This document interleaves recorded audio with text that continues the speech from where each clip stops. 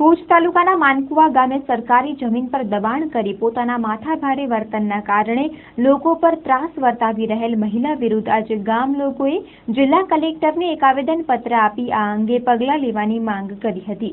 ગામ લોકોના પ્રતિનિધિ મંડળે કરેલ રજૂઆતમાં જણાવ્યા પ્રમાણે ગામમાં નાના વથાણમાં આ મહિલા દ્વારા ગેરકાયદેસર દબાણ કરીને મકાન બનાવવામાં આવેલ છે, જેને ગ્રામ પંચાયત દ્વારા તોડી પાડવામાં આવેલ હતું। ત્યારબાદ આ સંબંધે તેમના વિરુદ્ધ ઠરાવ પણ પસાર કરાયેલ અને આ દબાણવાળી જગ્યા પર ડામર રોડ બનાવવાનો ઠરાવ પણ કરવામાં આવેલ હતો, પણ રોડ બને તે પહેલા તો આ સ્થળે ફરી દબાણ કરી દેવાયેલ છે।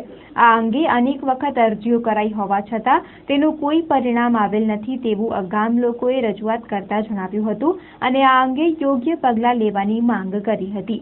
આ અંગે ગામના અગ્રણીએ ચંચળ ન્યૂઝ સાથે વાત કરી હતી।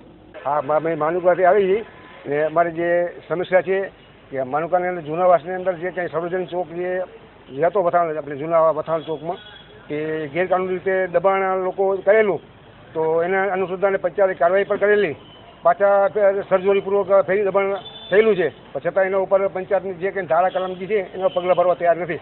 એમાં જે કંઈ મૂંઝવણ અનુભવતી હોય એ પંચાયતની મેટર છે, તો લોકો તો ઘણી રજૂઆત કરે છે પણ કોઈ દાદ આપવા તૈયાર નથી।